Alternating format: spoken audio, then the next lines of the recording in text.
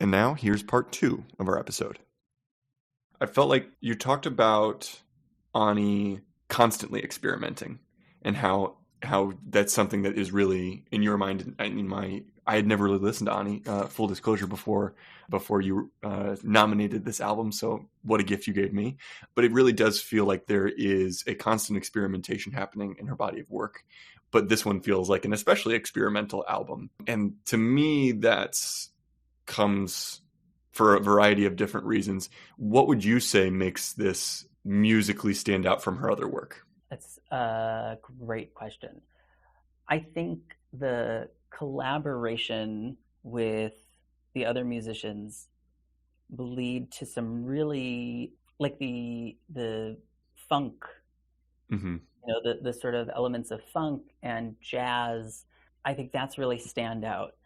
I also think that she just, people got comfortable or really expected a lot of like intense guitar strumming and moaning, Sure. and that was sort of her specialty.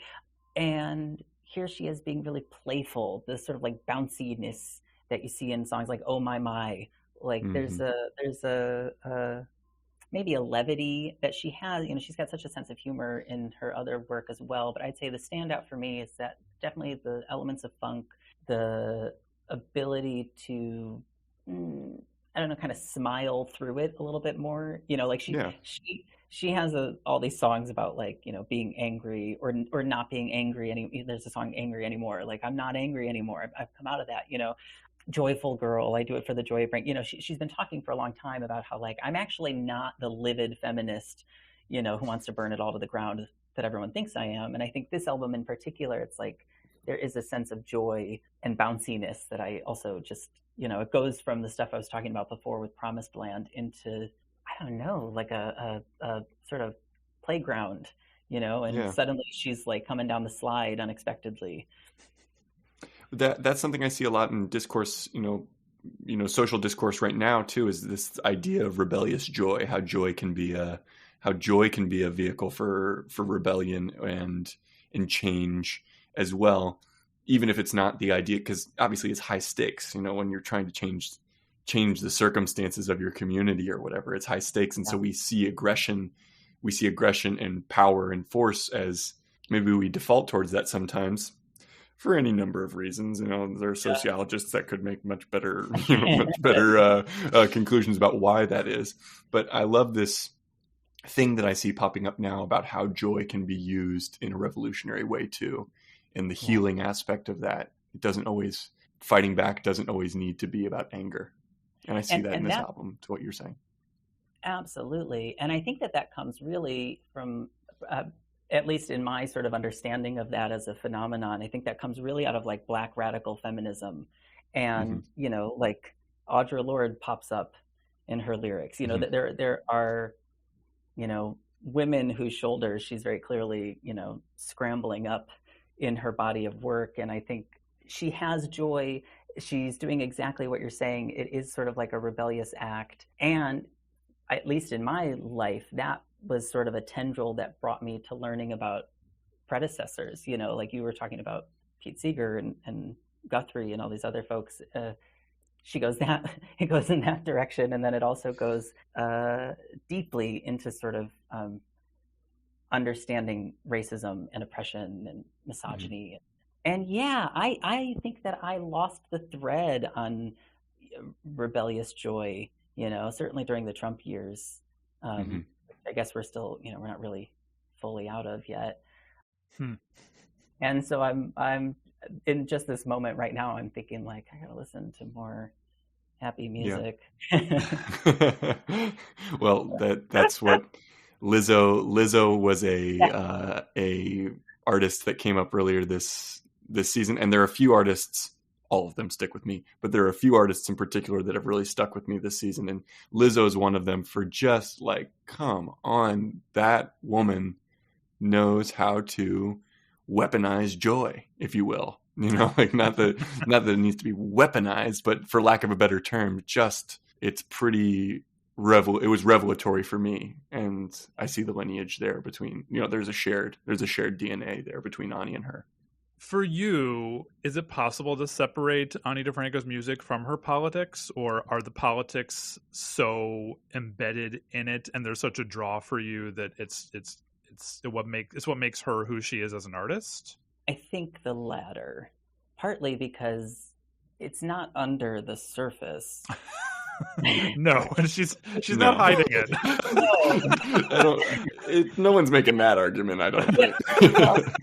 And so that's what I mean by that is like it would be it's so intentionally infused in the work that to try and separate it, I feel like would just piss her off, to no end. I think there are some artists who, I don't know, this sort of like the relational aestheticists, the people who are just, who like have tried really hard to maybe remove themselves from, political discourse, or who feel really like, why should I comment on, I didn't ask for any of this shit. I just want to be over here making my music. Yeah. And, I respect that to some degree because, none of us asked for this mess. So for someone like that, maybe you can, I don't really have a strong feeling, I guess. I don't have like a fully coalesced idea about, separating the art from the artist. But in this particular case, I have a very strong feeling that it's probably impossible. Yeah. It makes me think about this whole conversation we're having with comedians and like comedians and the way that they interface with, issues of gender, issues of race, all that, where you hear some comedians saying, and it's any number of them, there's the prominent ones and then there's the less prominent ones, but they're saying like, I don't mean what I'm saying, or like, I'm telling a joke. I'm putting on this perspective. I'm wearing this perspective for a minute, but it's not actually what I believe on the inside. But what's dangerous about that, I guess, is that there are people who are going to take what you're saying as what you actually mean. And exactly. Yeah. And so like, at least with Ani, it's like, there's no, she just is saying what she's saying. And I think we need that, but there's a blurred line. There's a blurred line in other mediums that I think her particular brand of music as well. There's not that line. What she's saying is her truth.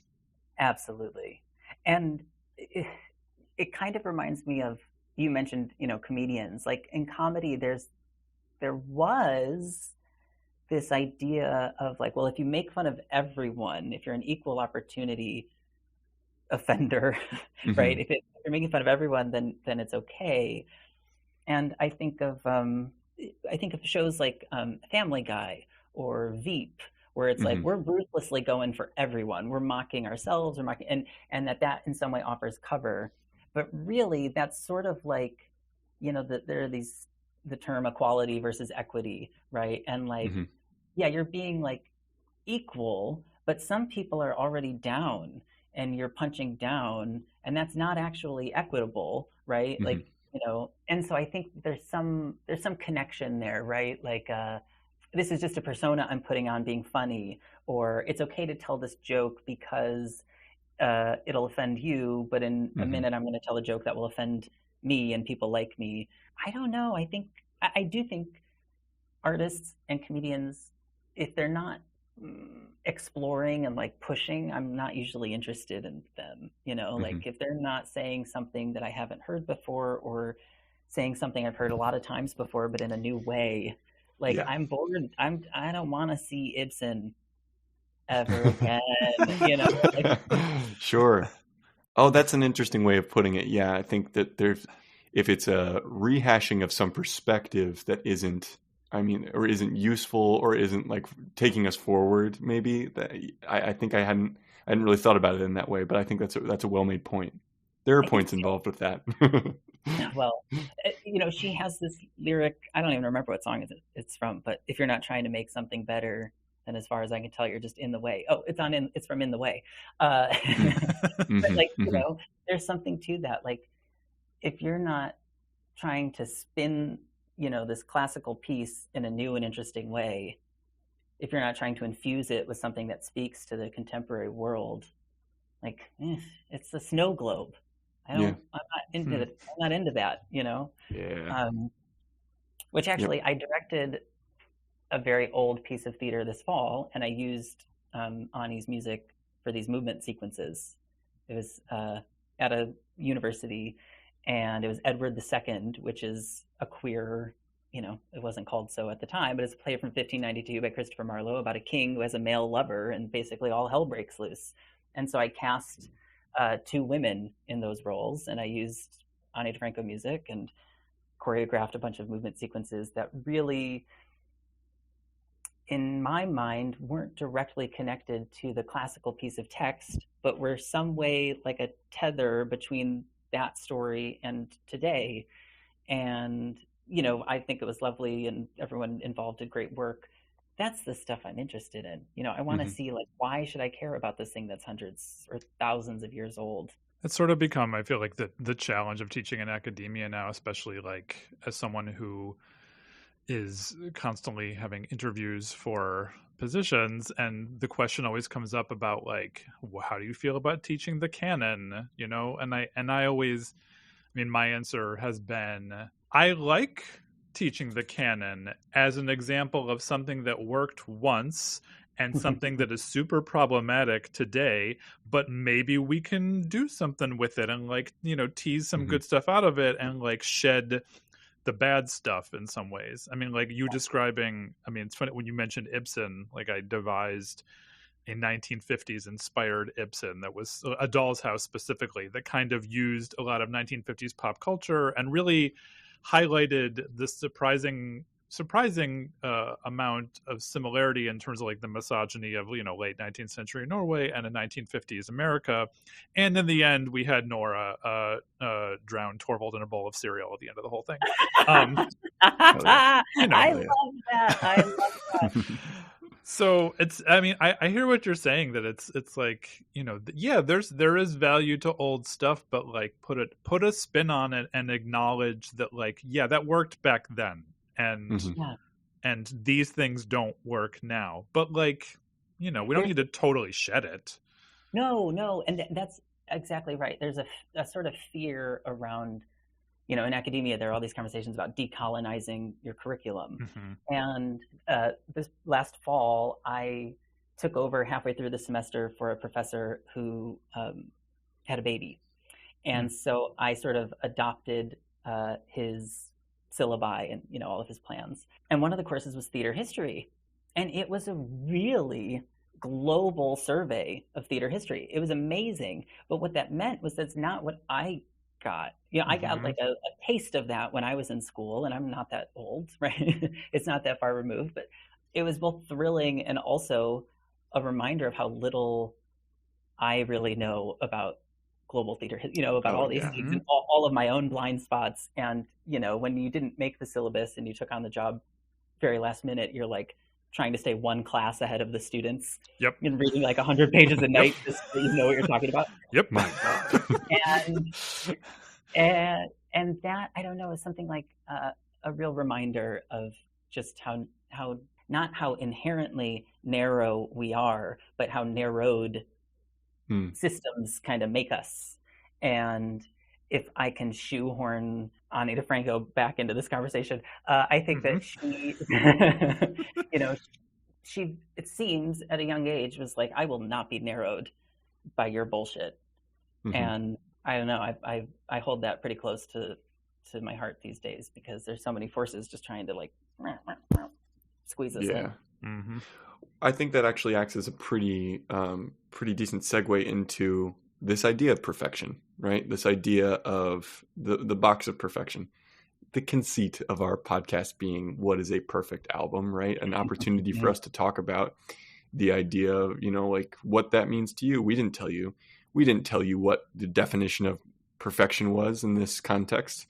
So when you got the brief from us and we asked you for 4 perfect albums, what was the rubric that you ran over in your head? What immediately sprang to mind in terms of credentials for that? I didn't have a rubric. I'm glad to hear it, Frankie. Awesome. There go my points. Love them. That's what you think. Yeah, I don't think I had a rubric, but I do think that I kind of what I was saying a little while ago. Like, there's something. An album, I think, is perfect if it reveals or pushes you to consider something you haven't before. I also think that there's something about there's this painting by Rivera. It's like a huge mural, and I think it's something like Hombre en las Cruces or something. I can't remember the title, but he painted it in, I think, Rockefeller Center, and then they made him tear it down. They didn't like it, so he had to repaint it. So there's like so anyways, this huge mural, and it's a man sitting at like a joystick, and there's this contraption that he's kind of operating, and on like one of the wings there's planets, and on the other wing there's like amoeba. And so it's this like macro micro, like I like musicians and artists who are deeply personal and in touch with their interior, and who have a real analysis or a real curiosity or, you know, love affair with the wider world. And so I think that most of her albums I feel are that way, and this one in particular is so deeply personal, and also like her political praxis just drips, you know, off of every lyric. And thinking of the context, you know, this came out in March 2003, wasn't that long after 9/11, you know, and she was saying things out loud that you couldn't say then, you know. It was the level of sort of compulsory patriotism, and that again, that sort of expectation that you're going to follow the party line, you know, when you talk about this event or when you talk about our country or this world. You know, she really was just like, fuck that. I'm very in touch with my inner life. I understand what I'm going through. I'm able to be with it, and as a result, I'm very able to see the world with eyes wide open. And so I think something about that like macro micro mashup, it makes me trust her in a way. It makes me sort of like, maybe that's what it is, the authenticity we've all been kind of pointing to. It's because she's so transparent about herself that when she talks about the world, it's like, oh yeah, I do think that is how you see things. Yeah, there is, I mean, also just an artist who can so just boldly experiment with musical styles and form while also delivering such like clear imagery and messages. I mean, because I think, you know, when trying to choose our own standout track from this album, I sort of feel like if you were to put this album on shuffle, you wouldn't necessarily know that they're all on the same album, because it just I mean, because one minute it feels like overt jazz, and then 1 minute there's, you know, a 10.5 minute song that feels like it's, I couldn't even assign a genre to it, to tell you the truth right now. Like, I'm not sure how you would describe it. And then you hit a song that sounds like it's just her playing, you know, at a subway station, just like her and a guitar, like back to her old albums. And it's impossible to put your finger on it, and yet it's still so authentically her, no matter which track you pick. Yeah. So what is it? What is your standout? Oh, well, we're not quite there yet. But we're gonna get to it. We're gonna get to it. No, because I mean, I need to say this, and I don't often shoehorn something into one of these episodes, but he doesn't. I can attest to that. I've been here for all of them. We just need to acknowledge the meme that was going around involving Ani DiFranco. Are you familiar with this, Frankie? Did you see this? I don't. Is it someone about turning kids gay? Yes. Yes. So, dear listeners, if you're not familiar, there was a tweet that was going around, and I have it up here. I'm going to credit it to a person named Jillian Brandstetter, who tweeted, and this is kind of in response, I think, directly to the whole Florida Don't Say Gay bill and whatnot. This person tweeted, "Kids don't turn queer because a teacher told them queer people exist. They turn queer because their older sister's best friend gave them Ani DiFranco's first 2 albums on cassette. Everyone knows this." And then Ani DiFranco tweeted in response, "Thank you. Finally, my work is done here." I mean, the apotheosis of DiFranco. And it's so, I mean, honestly, like, yeah, the whole like older sister's best friend. I mean, I feel like it's so, I mean, I didn't have an older sister, but I feel like I'm trying to remember exactly how. I think I learned about Ani DiFranco specifically either through someone's older sister in high school or definitely in college. I mean, like Ani DiFranco was big in college. I remember their cast parties where we were dancing to Freak Show off of To the Teeth. So like, I mean, Ani DiFranco was huge, but the fact that I just dig that was going around today because it's a shared experience. Yeah.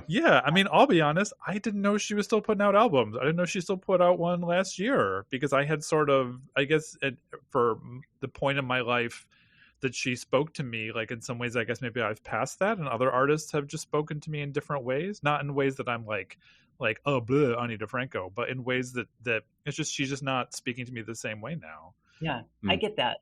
I feel like I kind of go through phases and like I ebb and flow with her. And interestingly, like this album, Educated Guess, which came out after it, they were kind of panned at the time. Like they like her diehard fans felt really betrayed, I think, by the sort of musical experimentation. And she just, to her credit, her fortitude, she was just like,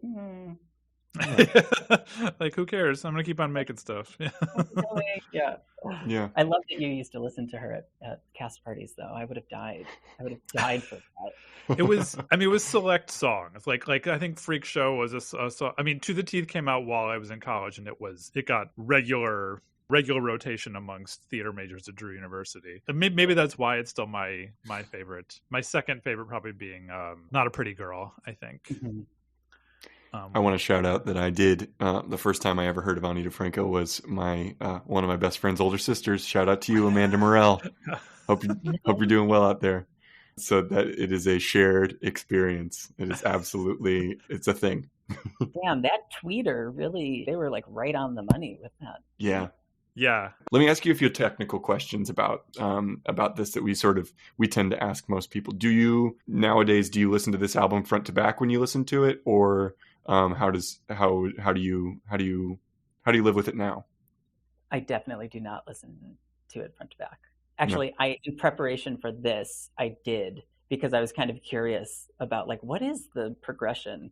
Yeah. And yeah, I think that's also another thing. When the brief came to me about, Perfect Album, I felt like I haven't listened to an entire album in such a long time. I listened to a song, like it's all streaming. I don't get the whole, and like this one kind of hasn't grabbed me yet. So I just jumped to another one and, put the one I like on a playlist. And so, but yeah, I tend to have, my Spotify or my iTunes on shuffle. Yeah. And what about, this is sort of related to that, but would you say there are any skips, that being in quotation marks, on this album? That's obviously implying that one listens to it front to back, but are there any that you feel are outliers in a less than good way? In different moments, I'm sure. Yeah. I'm pulling up here. That's a legit answer. So I live at the moment in like a relatively rural place, and I'm somehow found myself in like the gayest part of this. It's wonderful. Oh yeah. But, so like if I'm outside in my yard, like listening to her music, I might jump Serpentine, or I might like sing along, depending on how I'm feeling, or I don't even know, sing along, spoken word along with her. So no, there's not one. Sometimes Icarus. Okay, I guess that's fair. Icarus to me sometimes is like a little dirgy. Yeah. Kind of hard to get through. It's lacking the joy we were talking about. That could be it. That could be what makes it an outlier.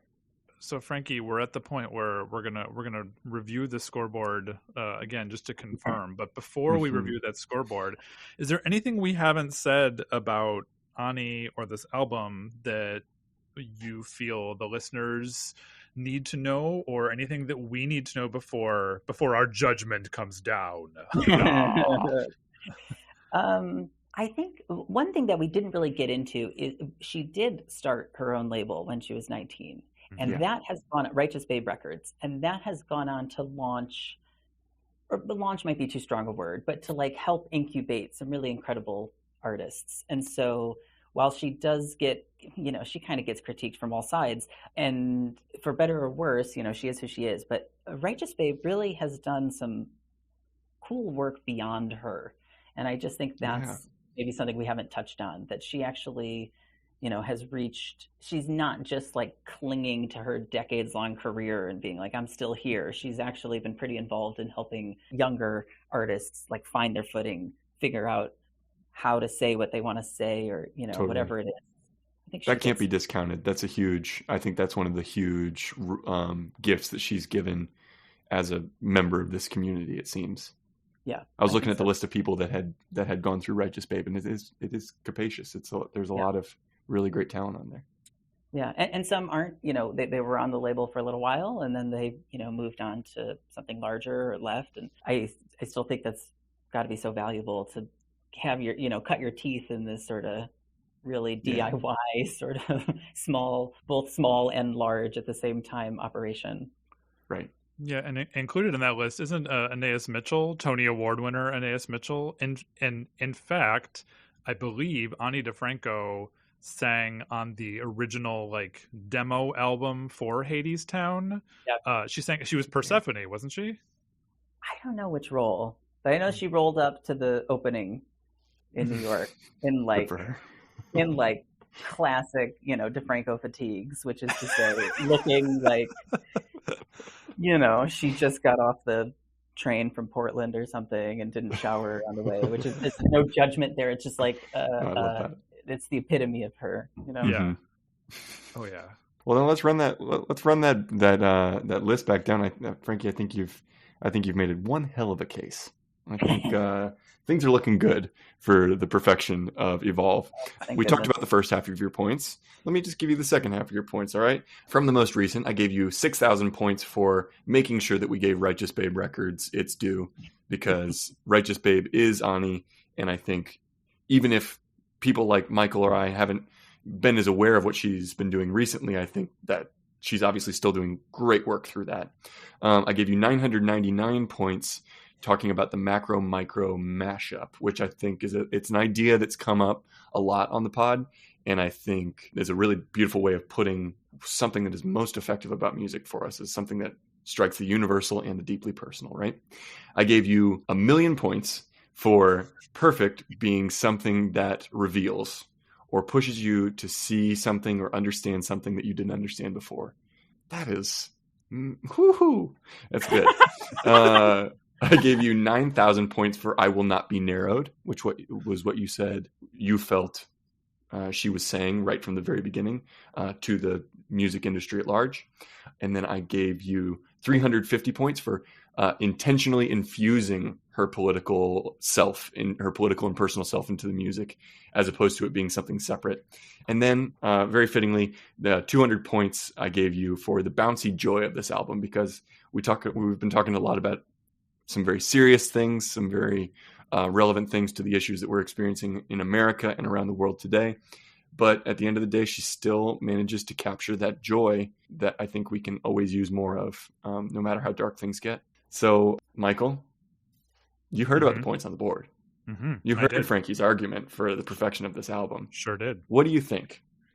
Is Evolve by Ani DiFranco, is it a perfect album? Does it go to 11? I do believe that Ani DiFranco's Evolve does, in fact, go to 11. Yeah, I think it does. Yes. Oh, I totally was does. tickled. Even though if I listen to this again, I probably will skip over Serpentine sometimes. But still perfect. It's still perfect. It's a sometimes song.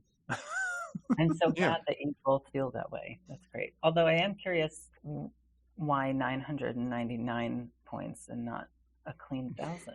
I just try to mix it up in terms of those point totals. I had just given you 1,000,000 points, to be fair. So. Yeah. Right, I won't agree. Classic DiCiaccio gets 1,000,000 points and complains about why they only got 999. Oh my word! I wasn't complaining. I was exercising curiosity. Which I am all for. We are. This is that kind of pod. I am totally going to say that from now on. I'm not complaining. I'm exercising curiosity. Exercising. You get more points for that. That's amazing. Well, this has been a real pleasure to have you on, Frankie. I got to thank you for your time and your considerate. There's such care you brought to this. So that's you've really graced us with your presence. It's been lovely to have you here. It's been lovely to be here. Thank you for having me. Well, Tyler, I think the time has come for us to leave our listeners with the standout track that we have selected. Yeah, we chose "Slide," which it's on the front half of the album, right? Michael, what stuck out to you about this one? What made this your standout?